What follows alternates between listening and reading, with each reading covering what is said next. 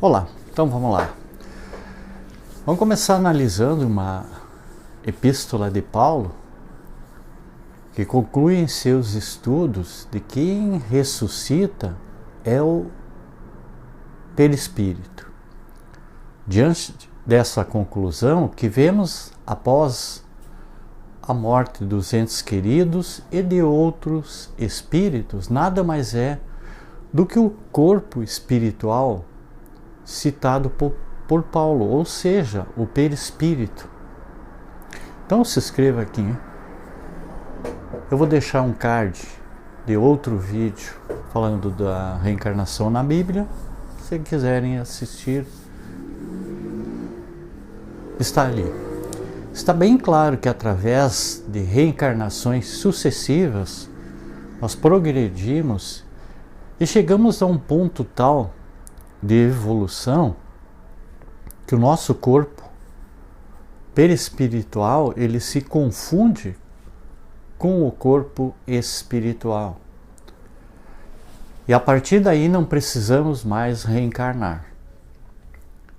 Neste ponto despertamos para a vida eterna, segundo o conceito do profeta Daniel, no capítulo 12, no versículo 2, tão mal interpretado até hoje.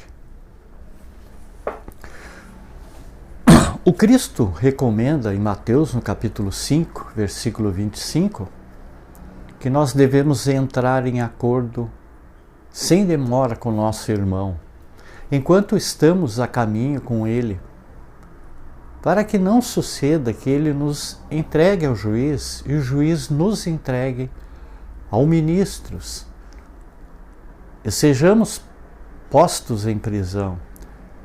E acrescenta: dali não sairás antes de teres pago o último ceitil, ou seja, o último centavo. Observa que o Cristo afirma que sairemos da prisão desde que pagamos as nossas dívidas, subentendendo-se que não ficaremos eternamente na prisão. Jesus afirmou ainda que os publicanos e as meretrizes vos precedem no reino de Deus. Isso está lá em Mateus, no capítulo 21, versículo 31.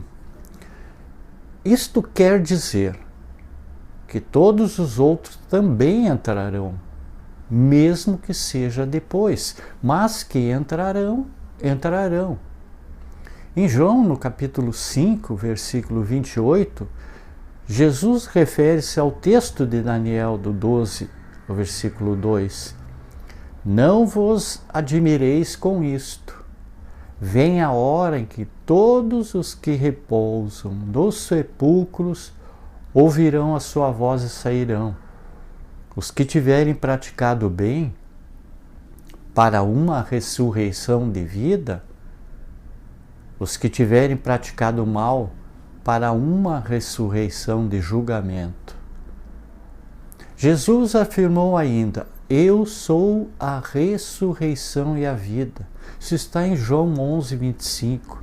E segundo o texto original de Daniel, muitos despertarão para o mundo da vida, ou seja, muitos se reencontrarão num estágio tão evolutivo que já estarão no mesmo nível do Cristo.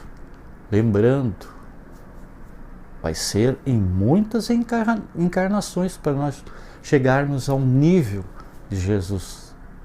E é claro que isso irá demorar muito, mas muito mesmo.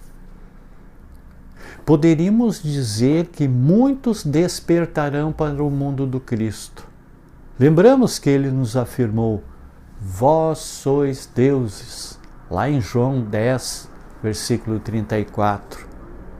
Veja também o Salmo 82, no versículo 6.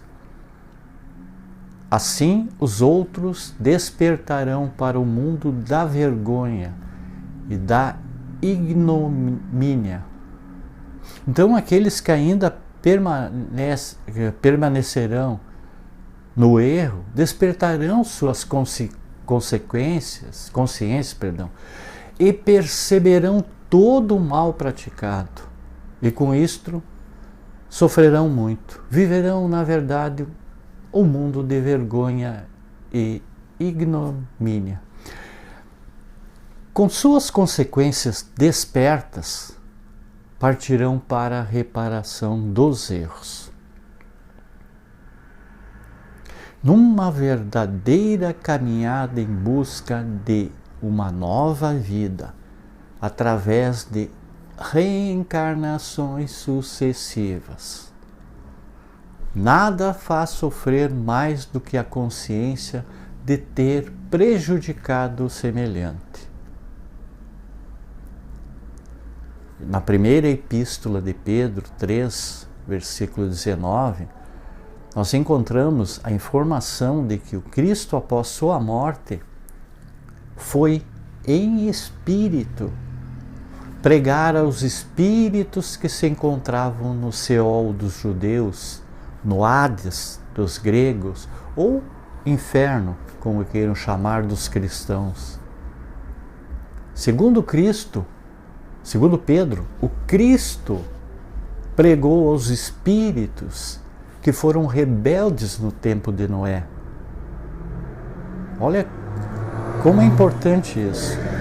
E Pedro informa ainda que foi o Evangelho pregado aos mortos para que fossem julgados segundo a carne, mas vivessem segundo Deus em espírito. Então a descida de Cristo ao Hades, ou o inferno, Seol, demonstra que a misericórdia de Deus, ela é para sempre.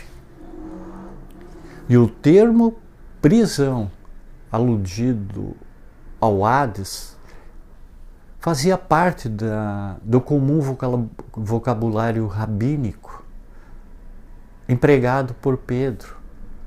O Hades equivale ao termo hebraico Seol, palavra usada para indicar o lugar dos espíritos que se foram daqui, isto é, no submundo.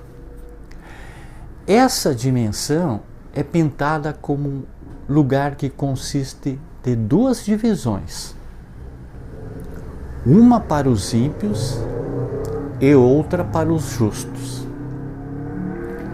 A divisão para os justos também é denominada nos escritos judaicos de seio de Abraão. Na verdade, em tudo existe a certeza de que sempre há uma chance de recomeço e, sobretudo, de que o inferno não é eterno como muitos afirmam. Do contrário, o Cristo teria ido fazer... O que Cristo teria ido fazer no Hades? Claro que está que temos sempre uma segunda chance de recomeço. E perguntamos, se o inferno fosse eterno, teria Cristo ido pregar aos mortos? Teria ele perdido seu tempo? Claro está que ele foi levar uma mensagem de esperança para aqueles que ali se encontravam. Foi informá-los de que havia uma nova esperança trazida por ele mesmo. Perdão. Que eles poderiam recomeçar de onde falharam. É claro, através da reencarnação. Na questão 1010 do Livro dos Espíritos, nós encontramos o fechamento desta questão corroborando com os princípios bíblicos acima que eu falei apresentados. O Espírito que assina, como São Luís, afirma que o dogma da ressurreição da carne é a mesma consagração da reencarnação ensinada pelos Espíritos. Veja o que diz Herodes, referindo-se ao Cristo, lá em Mateus, no capítulo 1, ou no capítulo 14, no versículo 1 e 2. Naquele tempo, Herodes, o tetrarca, ouviu a fama de Jesus, e ele disse aos seus cortesãos: este é o João, o Batista? Ele ressuscitou dentre os mortos, e por isto estes poderes milagrosos operam nele? Acrescenta ainda o mesmo Espírito na questão 1010, que a doutrina do Espírito ela não veio destruir a religião como alguns pensam, mas ao contrário, veio confirmá-la e sancioná-la por provas irrecusáveis. Allan Kardec também fecha a questão fazendo uma análise científica sobre a ressurreição.